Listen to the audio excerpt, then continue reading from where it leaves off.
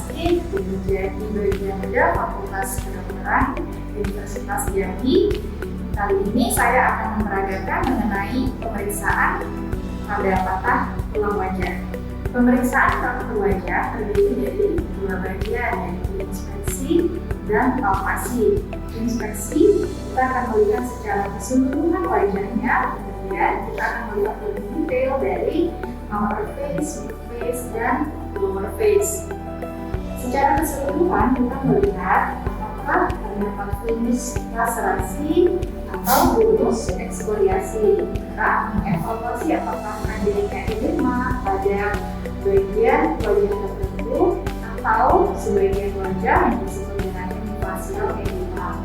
Kemudian dari bagian tertentu di upper face atau bagian frontal kita akan melihat apakah ada hematom. Ada bagian mid face mulai dari alis sampai ke hidung, kita akan melihat adanya subhematom konjungtival, hematom palpebra secara keseluruhan. Kemudian dari hidung kita lihat apakah terdapat deviasi septum, apakah terdapat depresi nasal. Kemudian di bagian malar apakah terdapat depresi malar eminens. Pada upper face atau bagian frontal kita akan melihat apakah terdapat hematom. Kemudian di bagian mid face mulai dari alis hingga ke bagian hidung kita lihat apakah terdapat hematom dari palpebra satu sisi atau dua sisi, apakah terdapat subconjunctival bleeding satu sisi atau dua sisi. Kemudian kita akan melihat di bagian hidung apakah terdapat deviasi dari septum, depresi dari os nasal. Pada bagian maksilar ini kita akan melihat ada tidaknya depresi malar eminens atau jatuhnya tulang kunci. Pada bagian lower face kita akan melihat apakah terdapat deformitas dari bentuk mandibula. Selanjutnya kita akan melakukan pemeriksaan fungsi dari mata. Pemeriksaan fungsi mata dimulai dengan melihat evaluasi visus bola mata dengan menutup satu mata dan jika pasien membuka. 1, 2. Oke, ini matanya. 1, 2. Oke, selanjutnya kita akan melakukan evaluasi dari refleks cahaya langsung maupun tidak langsung.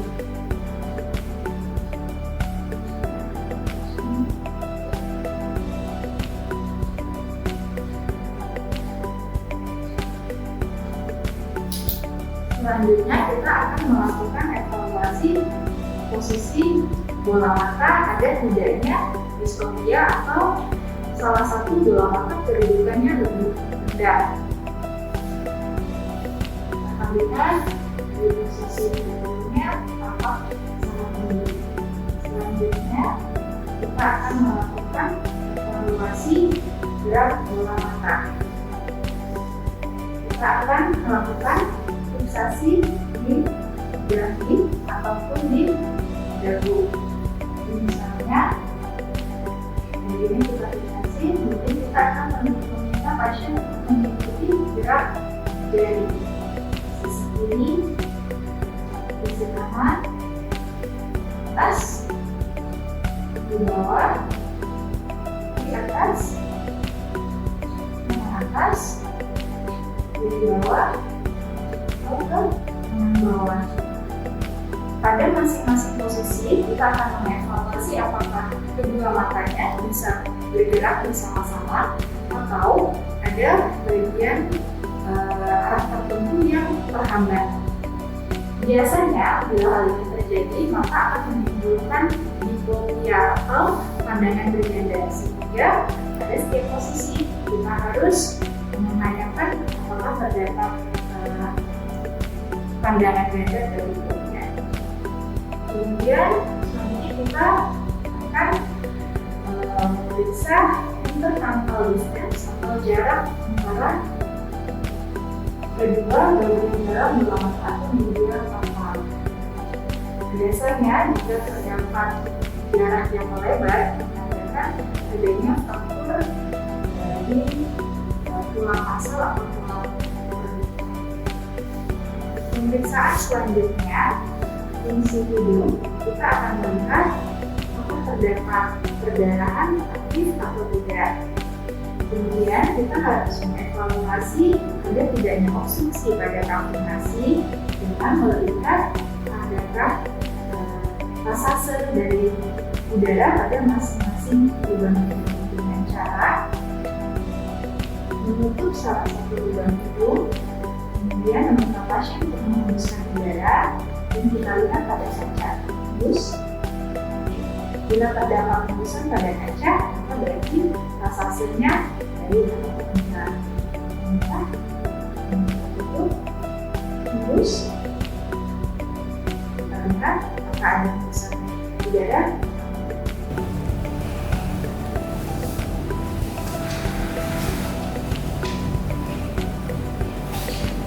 Pemeriksaan selanjutnya adalah pemeriksaan palpasi dari tulang wajah. Pertama, kita akan melakukan palpasi di upper face untuk melihat komunitas dari pos frontal. Menggunakan kedua jari, melihat apakah terdapat depresi atau ventilasi dari pos frontal. Selanjutnya, untuk face dengan menggunakan ujung, susuri dari 5 orbita superior hingga lateral, kemudian dengan ujung jari di 5 orbita inferior. Evaluasi apakah ada gravitasi atau diskonektivitas tulang atau nyeri tekan. Selanjutnya, mengevaluasi tulang hidung, paus nasal, fiksasi pada bagian vertex, menggunakan jempol dan bulu hidung, ulang dorsum maksimal, dan kita gerakan ke sisi lateral. Apakah terdapat nyeri atau gravitasi. Selanjutnya, pemeriksaan di tulang maksila atau tulang pipi dengan menggunakan jari, palpasi pada tulang pipi, jadi bagian medial ke lateral. Pada kasus paru wajah biasanya akan dilakukan nyeri tekan atau tenaga ventilasi dari tulang. Selanjutnya pada lower face kita akan melakukan palpasi di margin inferior dan kedua dengan menggunakan ujung-ujung dari jari 1 sampai jari 5 dari bagian depan atau simfisis disusuri di bawah tulang rahang sampai ke daerah angus. Dilihat apakah terdapat nyeri tekan dan diskontinuitas dari tulang. Selanjutnya, untuk mengevaluasi ventricular joint, bisa dilihat apakah terdapat nyeri tekan di depan anus atau depan. Kemudian, untuk mengevaluasi lain dari ventricular joint, kita bisa meminta pasien untuk membuka mulut bagian ini jari kita masukkan ke dalam telinga dan ini jari di depan anus, kemudian kita minta pasien untuk membuka mulut. Pada saat pasien membuka dan menutup mulut, kita bisa merasakan adanya gerakan atau gliding pada kasus fraktur di daerah temporomandibular baik itu coronoid maupun model. Biasanya pasien akan mengalami kesulitan untuk membuka dan mulut, tidak melakukan gliding saat menyebutkan.